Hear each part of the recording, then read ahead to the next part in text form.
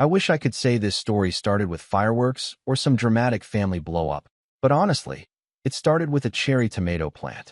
My name's Ben, I'm 34, and my wife Claire and I live in a quiet, leafy suburb just outside a mid-sized city. We bought our house 7 years ago after scraping together every penny we had and borrowing more than we were comfortable with. But it was worth it.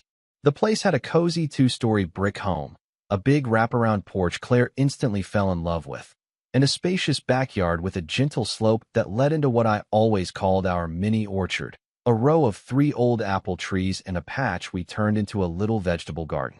That garden was Claire's pride and joy. She could spend hours there, kneeling in the dirt, coaxing life out of the soil like it was some sort of magic. Tomatoes, basil, squash, cucumbers, you name it. The neighborhood was quiet, mostly older couples who'd lived here for decades. Everyone waved when they passed, lent tools, watched each other's pets. It was the kind of place where people brought you banana bread when you moved in. At least, that's how it was until Linda moved in next door. Linda was, to put it gently, not a banana bread type of neighbor. She bought the house next to ours about a year ago, after the previous owners downsized. She was maybe in her early 50s, had that perfectly stiff hair that didn't move when the wind blew, and wore sunglasses even on cloudy days. The first time we met, she barely looked up from her phone when I introduced myself. Just a tight smile and a distracted Claire baked her brownies and brought them over in a nice tin. Linda didn't even open the door all the way, just reached out, took them with 2 fingers like they might be radioactive, and shut the door. Claire stood there blinking for a second like she'd just been slapped with a paper towel. Still, we tried. We always try. Because being good neighbors used to mean something. Things were quiet for a few months. Linda kept to herself. We kept to ourselves. But we started to notice little things. She'd walk her dog, some tiny, yappy thing with a pink sweater, right along the edge of our lawn, sometimes letting it wander in and leave little gifts behind. Claire asked her once, very politely, to clean it up. Linda just said, "Oh, it's probably from a squirrel," and walked off. Then came the hedge trimming incident. I had taken the weekend to clean up our backyard, shaping the hedges along the side that bordered Linda's property. They were technically ours, planted well within the fence line, and I trimmed them meticulously. That Monday, I came home to find them butchered. I mean, hacked down unevenly like someone took a weed whacker to them blindfolded. When I asked Linda about it, she shrugged and said they were overhanging too much, and she was just protecting her space. I pointed out they were well within our property line, but she just smiled and said, "Oh, lines can be tricky." That phrase stuck with me. Lines can be tricky. The next week, we found a white plastic stake in our garden. One of those little boundary markers, jammed right through Claire's cherry tomato patch. I assumed it was a mistake, maybe left by a surveyor. But when I pulled it up, another one appeared the next day. Then another. They kept creeping inward, slowly, over the course of a few weeks, until about 6 feet of our garden had these little plastic markers poking up like weeds. It felt like some passive-aggressive board game, and we were losing. I confronted her. I shouldn't have gone alone, but I was too angry to think straight. "Hey, Linda," I said, trying to keep my voice even. "Do you know anything about the stakes in our yard?" She was watering a potted plant on her porch, one of those fussy ornamental ones that didn't seem to grow. She didn't even turn around. Just said, "I'm just marking what's technically mine."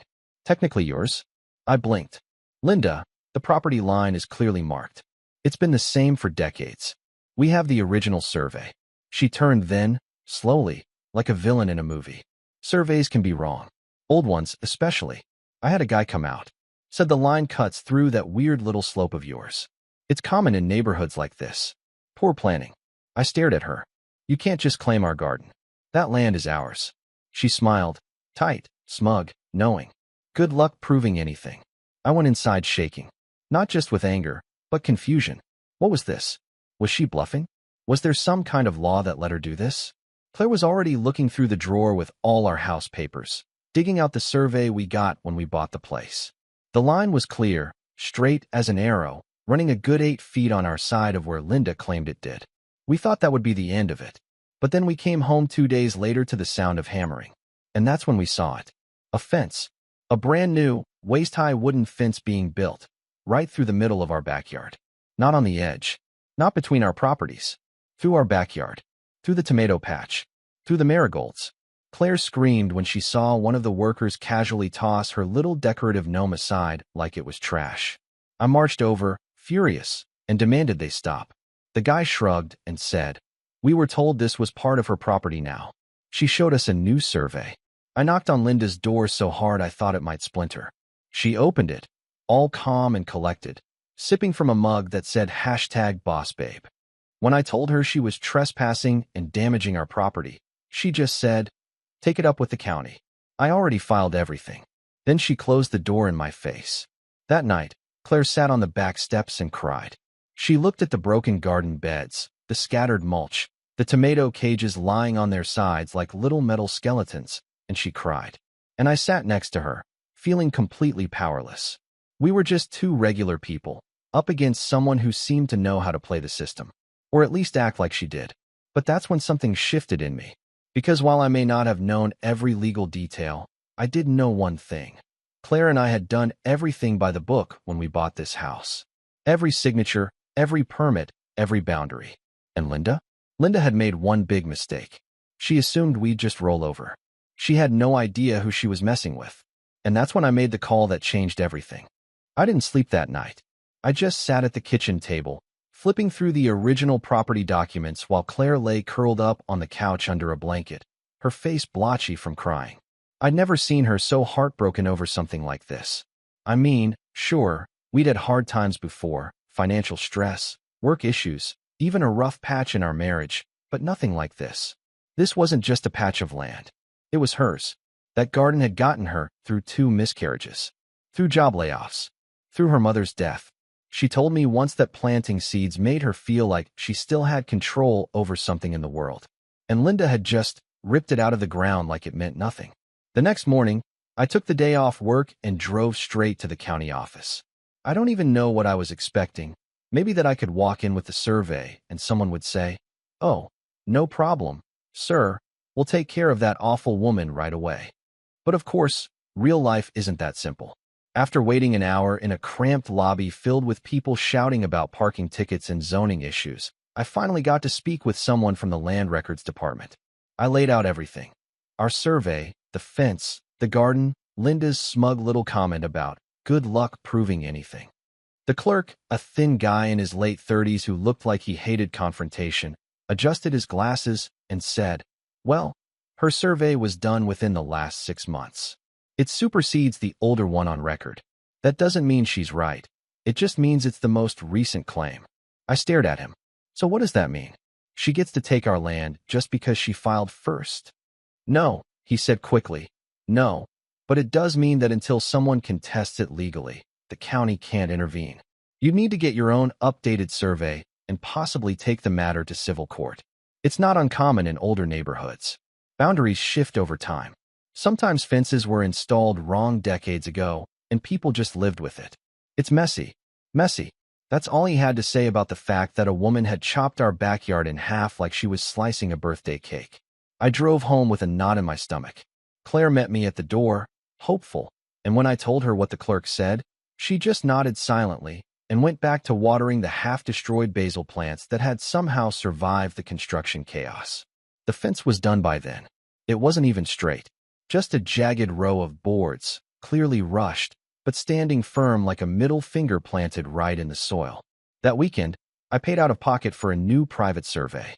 The guy came with his equipment, measured everything carefully, and after 2 hours, handed me a folder. "Your original line's correct," he said. "No question. That fence cuts about 6.5 feet into your property. She's got no claim to it." Finally, some confirmation. I asked him if he could file it with the county, but he told me I'd have to do that myself, along with possibly filing a formal dispute or court claim to have the fence removed. That's when it hit me. We were going to have to fight this. Legally, financially, emotionally, and Linda knew it. The next few weeks were torture. Linda started acting like the fence had always been there. She redecorated our side, planting little shrubs, placing a plastic flamingo, even stringing solar lights along the top rail. She had the audacity to call the cops one evening when Claire leaned over to water one of the tomato plants that had started regrowing under the fence. Said we were tampering with her property. The officer was polite, but clearly uncomfortable. "Look, you guys need to settle this in court. I'm not a land dispute judge. Just try to avoid each other. Avoid each other? We shared a property line, and now a fence right through our backyard. You couldn't design a worse tension cooker. Claire started staying indoors more. She stopped tending to the rest of the garden, even though the other side was still intact. It just reminds me of what she took, she whispered one night, staring at her untouched gloves by the door. It killed me. Every time I looked at that fence, I didn't just see a line of wood. I saw what it was doing to her. To us. One day I came home and found her kneeling beside the fence, just sitting there, staring at a cluster of wilted marigolds. She looked so small, so defeated. That night, after dinner, she asked, "Do you ever wish we'd bought somewhere else?" It was like a punch to the gut. We had built our whole life around this house, and now it felt like a prison. But things weren't done getting worse. About a month after the fence went up, I was mowing the lawn, what was left of it, when Linda approached me from her driveway. She had a stack of papers in one hand and that same stupid mug in the other. "Just wanted to give you a heads up," she said, all chipper. "I'm building a gazebo." I turned off the mower, wiping sweat from my face. "A gazebo? Where?" She smiled. "Oh, on my new part of the yard. Right where that little slope is. It'll be great for entertaining." I stared at her. "You mean the part you illegally claimed?" She shrugged. "Well, I see it differently. And apparently the county does too, since no one's stopping me." That night, Claire and I sat in the living room staring at the survey papers, the complaint forms, the fence photos. We were up against a wall, literally and legally. Filing a civil suit could take months, maybe years. We didn't have the cash to burn on lawyers. And if she did build a gazebo on our property, that would complicate everything. That's when the idea came to me. I started reading, researching. I stayed up late every night going through land records, county policies, encroachment cases, precedent rulings. I found a legal aid group that helped homeowners facing boundary disputes. And I found something Linda had overlooked. A tiny, boring detail. When she filed her updated survey, she failed to notify the County Planning Commission. Not just that, she also ignored the mandatory 30-day waiting period before beginning construction on any permanent structure involving a boundary change. And the kicker? There was a record of a warning letter sent to her mailbox. One she signed for, one she ignored. That was the moment the tide started to turn, even if Linda didn't know it yet. But before I could act on it, the betrayal happened. It wasn't just about the fence anymore. It wasn't just about the garden or a gazebo. It was about the fact that someone we trusted, someone who had known us for years, chose her side. Claire's sister, Jenna. Now, Jenna was always a little impressionable. She worked in real estate, flitted from one office to another, always chasing some hot new opportunity. She'd visited our house dozens of times over the years, watched our dog when we traveled, helped Claire plant the very first squash patch. She knew our yard, knew the line. She'd laughed over margaritas with us on the porch swing just last summer. But apparently Linda had been chatting with her, offering her coffee when Jenna parked down the street to visit, sharing her side of the story. And now? Now Jenna had filed an affidavit in support of Linda's claim. Claire found out when she was prepping our documentation for the legal aid group. The affidavit was publicly filed as part of Linda's permit expansion request. Jenna had written that she distinctly remembered the previous owner saying the slope was technically part of both yards, and the fence was always meant to be temporary. A total lie. Claire stared at the screen for a long time. Then she quietly closed the laptop and walked out of the room. I found her crying in the laundry room 10 minutes later. "She was there," she said. "She helped me plant the lavender. She knows." It felt like we'd been stabbed in the back. I called Jenna the next morning. I didn't yell. I didn't curse. I just asked why. She hemmed and hawed, then finally admitted Linda had offered her some freelance staging work if she helped clarify the boundary issue. "Ben, it's not personal," she said. "It's just paperwork. Everyone wins. She gets her gazebo, you get peace." I hung up before I said something I'd regret. That was the breaking point. That was when I knew, for Claire, for our home, for everything we had built, I wasn't just going to fight this. I was going to bury Linda's smug little fence in legal fire. And she had no idea what was coming. Rock bottom didn't come with a bang. It came quietly. It crept in like fog, settling into the corners of our life until we couldn't see past it. After Jenna's betrayal, Claire barely spoke to her.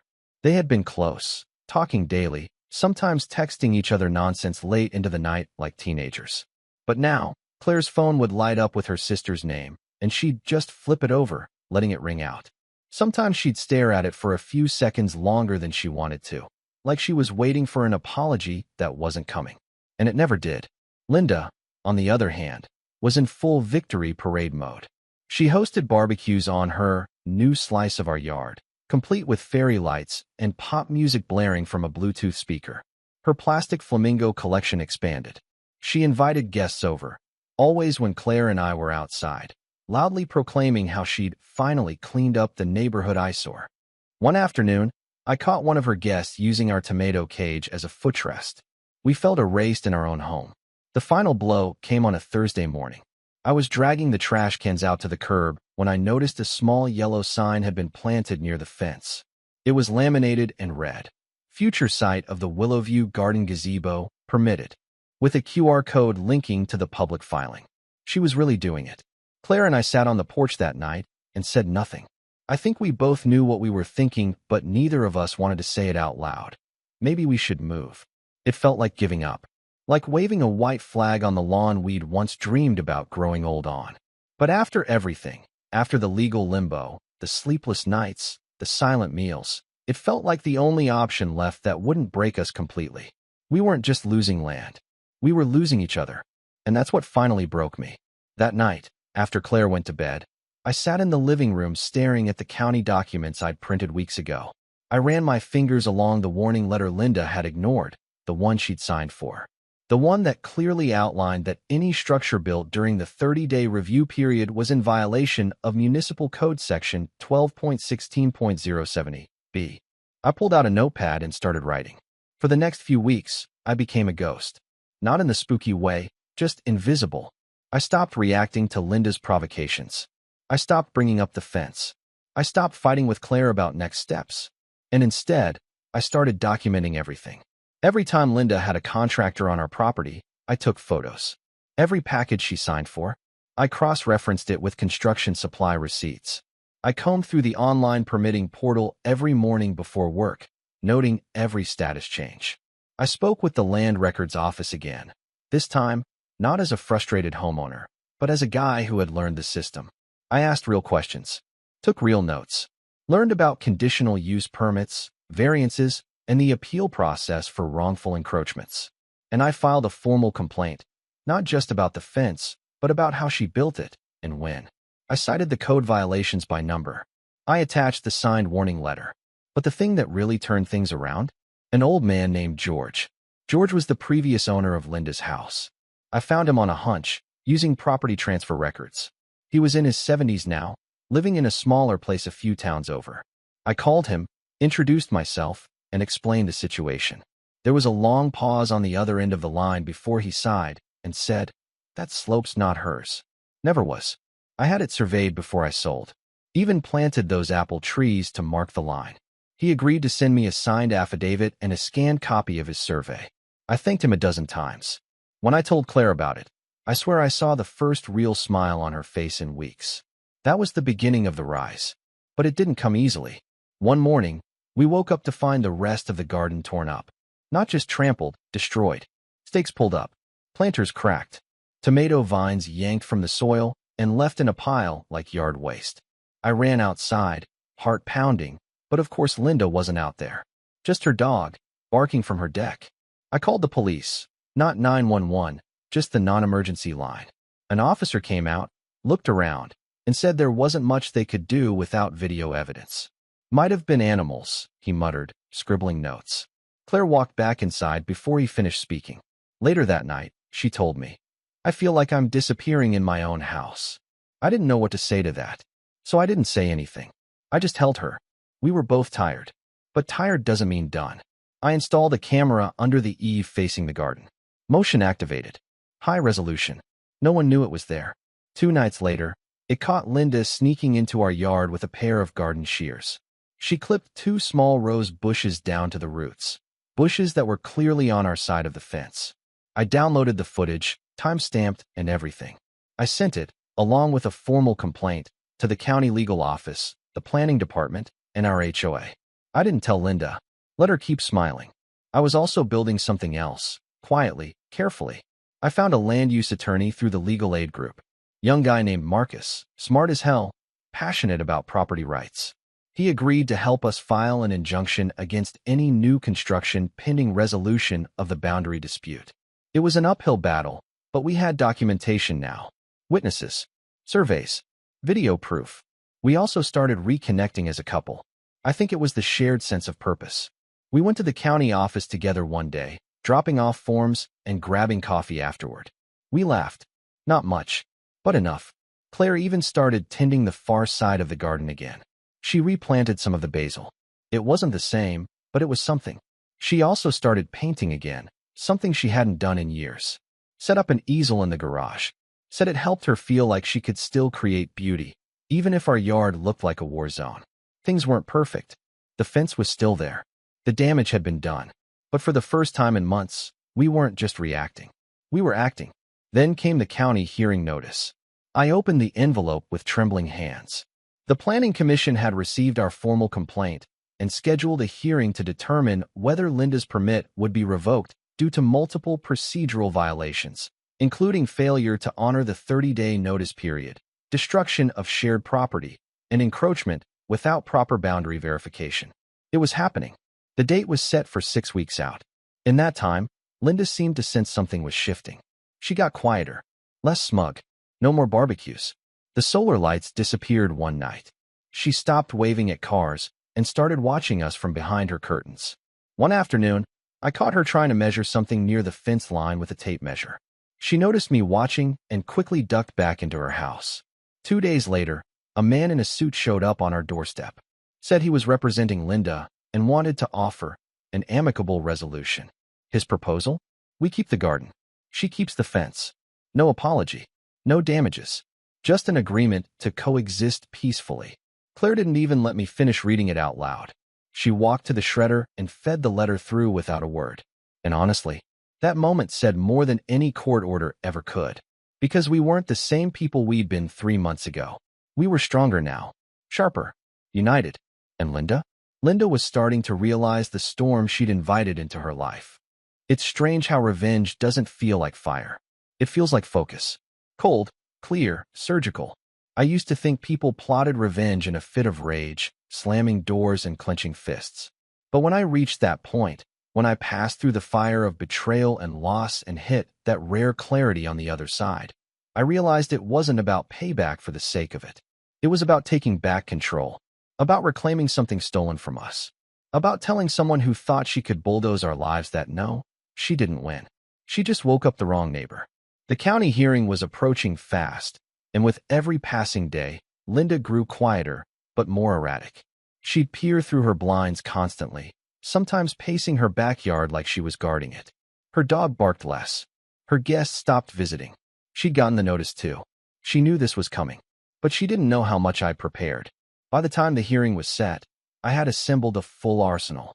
Not just the evidence you'd expect, like the old survey and the letter she ignored, but layers of backup, timestamps, maps, even aerial satellite screenshots showing the fence line before and after her construction.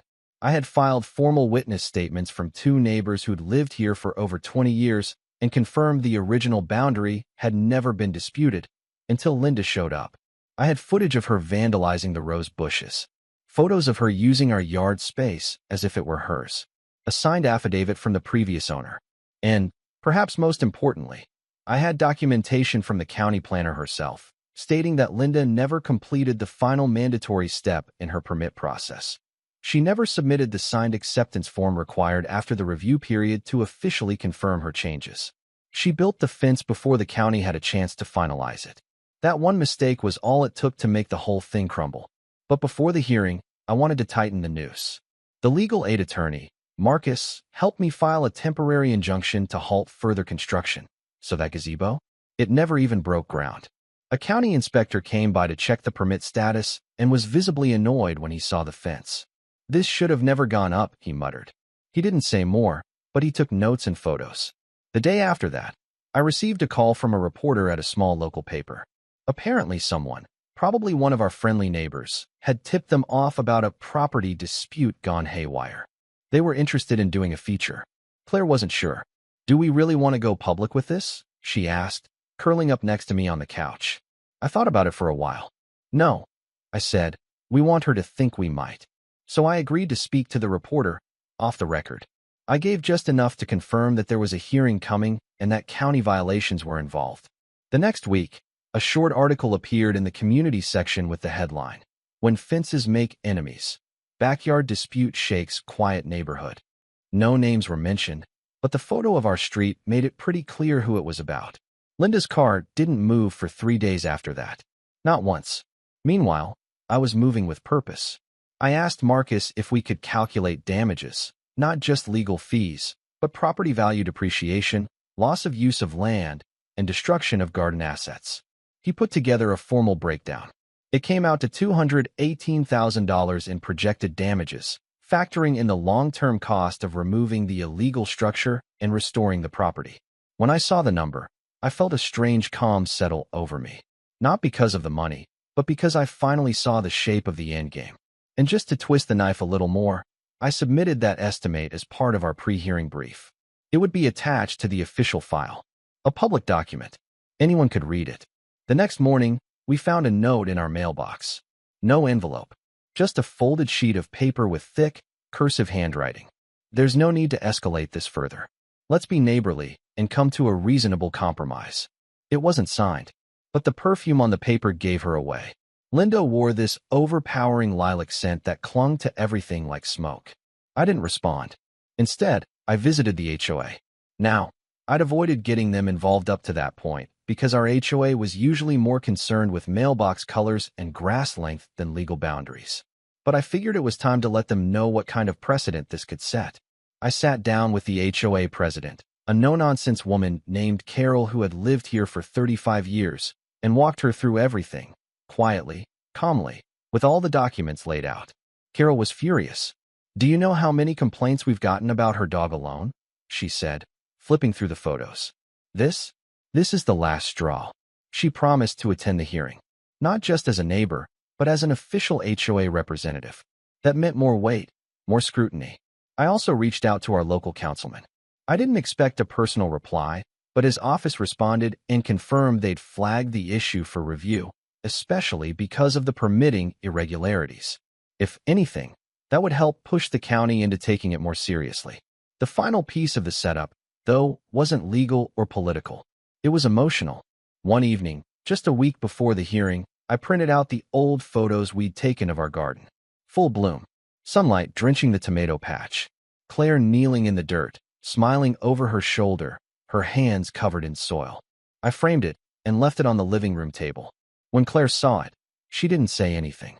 She just stood there for a long time, then whispered, "We're getting it back, aren't we?" "We are," I said, because by that point, I wasn't just doing this to win. I was doing it to rebuild what she'd lost. The morning of the hearing, I woke up early. Claire made coffee. We sat in silence, sipping slowly, and then she reached across the table and squeezed my hand. "You ready?" she asked. I nodded. But the truth was, I'd never felt more ready for anything in my life. The hearing was set in a conference room at the municipal center. Rows of folding chairs. A panel of 3 planning commission members at the front. Linda showed up 10 minutes late, wearing all beige like she wanted to disappear into the walls. Her lawyer was with her, a tall, tired-looking man who kept glancing at his watch. Claire and I sat in the front row. Marcus sat beside me, organized and unreadable. When the clerk called our case, the air in the room shifted. And as I stepped up to speak, papers in hand, heart pounding, I knew something deep in my bones. This wasn't just revenge anymore. This was justice, dressed in the clothes of calm, methodical preparation. And I was ready to deliver it. The hearing started like most bureaucratic things do, slow, stiff, and overly polite. But under the fluorescent lighting and the dry legal jargon, I could feel the current turning in our favor before I even opened my mouth. The lead commissioner, a man in his 60s named Mr. Hallstrom, adjusted his glasses and began reading through the packet we'd submitted. He paused at the damage assessment. His eyebrows rose. Then he flipped to the stills from the video footage, Linda in high definition, pruning our rose bushes like she was doing us a favor. He lingered there for a good 20 seconds. Linda's attorney tried to regain control first. He stood, cleared his throat, and began with the usual legalese. My client acted in good faith, based on a professional survey. Any errors in procedure were minor and unintentional. She was under the impression the property lines were in dispute and sought to improve what she reasonably believed to be her yard. He went on like that for a while, playing the confused homeowner card. At one point, he even tossed out the word miscommunication as if Linda hadn't personally torn out garden beds and strung up party lights on land that didn't belong to her. But Marcus, my attorney, had one rule for this day: stay calm. Stick to the evidence. Let her bury herself. And she did. When they gave us the floor, Marcus started with a concise, calm walkthrough of every misstep Linda had made. He referenced exact code violations, presented the signed letter she'd received and ignored, laid out the timeline like a trail of breadcrumbs. With every new exhibit, we saw the commissioners' faces shift from neutral to unsettled to visibly annoyed. Then he played the video. No one spoke as the footage showed Linda crossing the fence line at 11:43 p.m., shears in hand, cutting down the roses Claire had planted during our first year in the house. You could hear the quiet snip of the clippers. See the satisfied little smirk on her face as she picked up a blossom and tossed it aside. Mr. Hallstrom didn't even try to hide his expression. He leaned forward slightly and said, "Mrs. Carter, is that you in the footage?" Linda didn't answer at first. Her lawyer nudged her, but she kept her arms crossed, staring straight ahead. Eventually she mumbled, "Yes." That was all she said. One word. The woman who'd built a fence through our lives was suddenly mute. Claire squeezed my hand under the table. Next came the neighbor testimonies. Mr. Langford, a retired architect 2 doors down, stated firmly that the property line had always followed the apple trees. Then came Carol, the HOA president, who dropped the hammer. If this kind of behavior is allowed to stand, you'll have copycats throughout the neighborhood. It undermines decades of peaceful co-living. And frankly, it's embarrassing to the community. After that, Mr. Hallstrom called a brief recess. Linda didn't look at us. Her lawyer whispered to her, gesturing with his hands in frustration. She nodded once, but she looked pale, smaller somehow. When we returned to the room, the commission gave their findings. They were swift and decisive. Linda had violated county building codes by initiating construction before finalizing her permit. She had ignored a formal warning letter. She had failed to properly notify adjacent property owners of the proposed changes. She had entered and damaged property that was not hers, repeatedly, and her own surveyor, when contacted for clarification, admitted he had not cross-checked against the official municipal records. The county rescinded her construction permit in full. The fence was ordered to be removed within 30 days. If she failed to comply, the county would have it removed at her expense. The commission further referred the case for civil proceedings on the matter of damages, and while they couldn't issue a judgment themselves, they formally supported our request for recovery of legal fees and property damage costs totaling $218,000. But the final blow came with the administrative penalty. Because Linda had ignored a county stop work warning and submitted false boundary claims, she was fined an additional $17,500 in county violations, non-negotiable. When the decision was read aloud, I glanced at Linda. She wasn't smirking anymore. Her lips were pressed together so tightly they'd gone white, and her eyes had welled up with tears she refused to let fall. Her lawyer just stared at the floor, defeated. After the hearing, I walked out into the parking lot with Claire, both of us blinking in the daylight like we hadn't seen it in weeks. We didn't speak at first. It was too much, too big. Then Claire let out a laugh. A full, raw, relieved laugh that turned into tears halfway through. "They're making her tear it down," she whispered. "The whole fence. Every stupid board." I nodded. "And pay for all of it." For the first time in months, the weight on my chest was gone. The fallout was swift. Within a week, we received a letter from Linda's attorney offering to settle out of court and avoid prolonged litigation. The proposal included a full reimbursement of our legal costs, payment for landscaping repairs, and a gesture of goodwill in the amount of $60,000 if we dropped the pursuit of the remaining damages. We declined.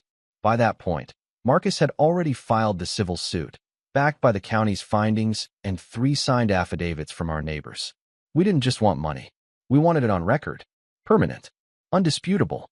A month later, Linda's fence was gone. She didn't take it down herself, of course.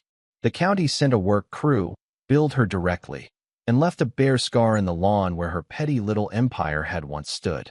Her gazebo dreams were over. Claire planted new rose bushes the same week. Linda eventually sold the house 6 months later. She didn't say goodbye. No more parties. No more barking dog. No more smugness. The new owners? A young couple with a toddler and a golden retriever. They brought over homemade banana bread their first week and asked if we liked zucchini, because they wanted to start a garden and had extra seeds. I looked at the backyard from our porch, saw Claire out there planting again, kneeling in the dirt, humming softly under her breath. It wasn't just land. It never was. It was peace. It was home. And we got it back. Because Linda thought we'd roll over. She thought a fence would keep us out. But all she did was build herself a box and hand us the hammer. Justice isn't loud. Sometimes, it's the quiet sound of a fence being torn down, one board at a time.